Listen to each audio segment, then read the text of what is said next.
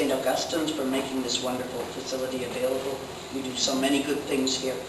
To Diane and Northwood's UU Fellowship, to all of the important organizations who sponsored this and are a vital part of this community. Thank you so much. David, fabulous voice, great songs. Bob, terrific sound system.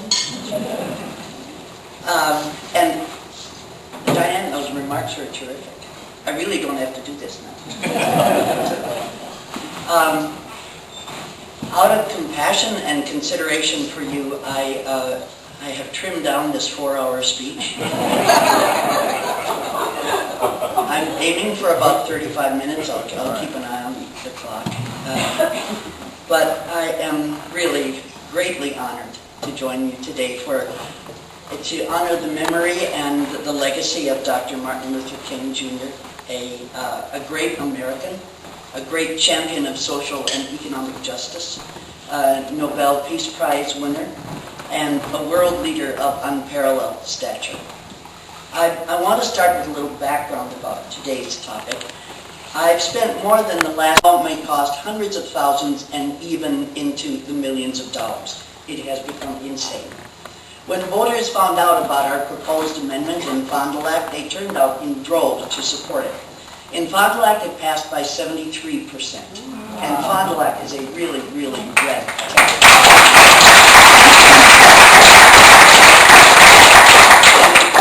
And we worked together with the Ripon folks on this. They passed it by 78%. And around the state, 12 communities passed it. None failed to pass. And the highest, I think, was 86%. I forget which community. But every community, there are now more than 50 in Wisconsin that have passed it, including in Waukesha, which is about as red as you get in Wisconsin, yes, with huge margins.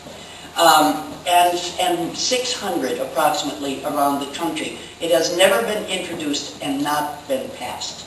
What kind of issue gets that kind of support? But why am I telling you this, and what does it have to do with Dr. King? He is, of course, primarily remembered for his commitment to eliminating racial injustice and what he accomplished through mass organizing, demonstrations, marches, civil disobedience, and going to jail himself. Brought that injustice into our homes in a way that the American public could no longer ignore. As his people rose up and fought for their most fundamental rights as Americans, they were jailed many, many times, harassed, brutally beaten, and killed. But their sacrifices brought significant changes: access to public places and facilities, to education previously denied, to some improved access to employment, the right to hold public office, even the presidency, and of course, the vote.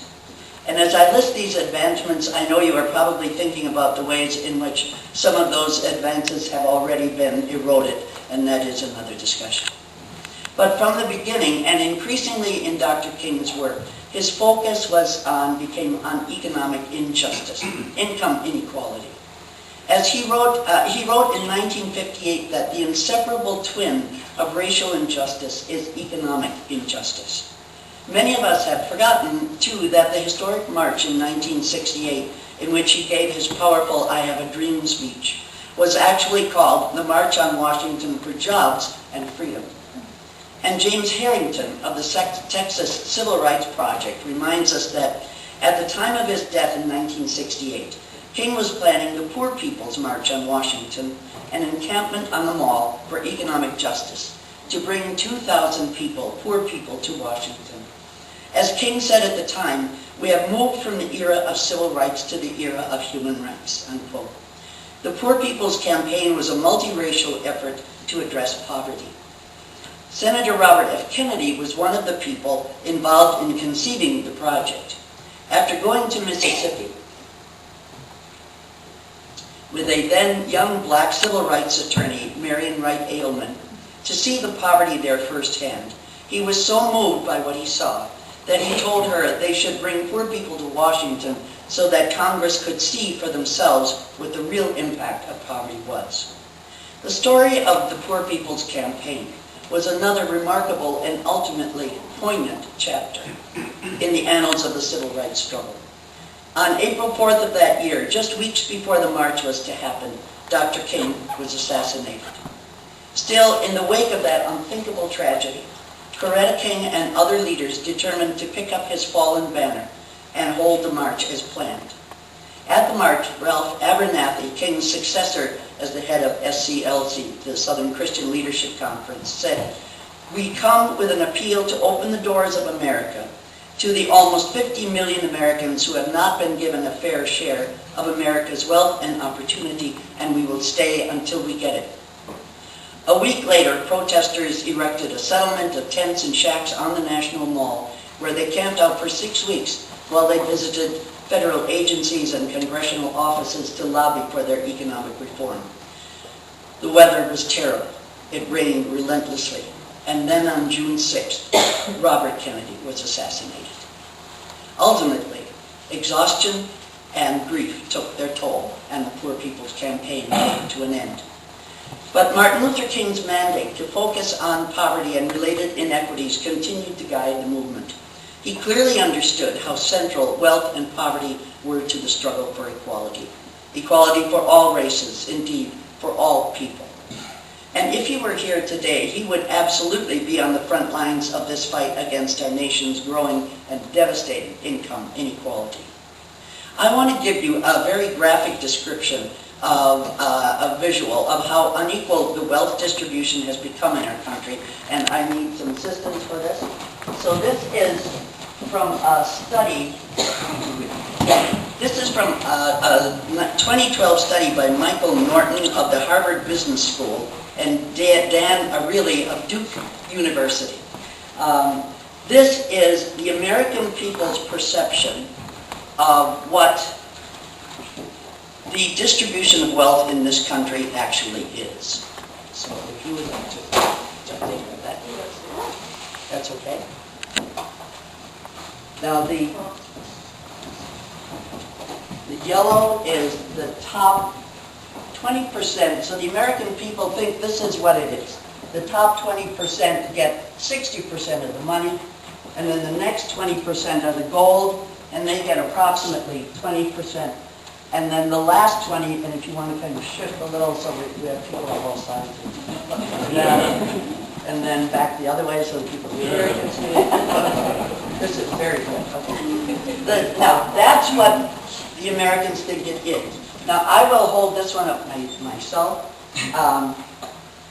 This is what they think would be ideal. In other words, you can see it's a lot more equal. The yellow, the top 20% now have about 30% of the wealth, and the next 20% have about 20%, and then the next quintile a little bit less, and so on. So they think that's what would be nice. Now, let's see if we can... What does that talk about? That would be good. I write like that. That's beautiful. Okay, you two are really good. Okay. That's because you're now members. Now, this is what the income distribution actually is. And I will take this one first.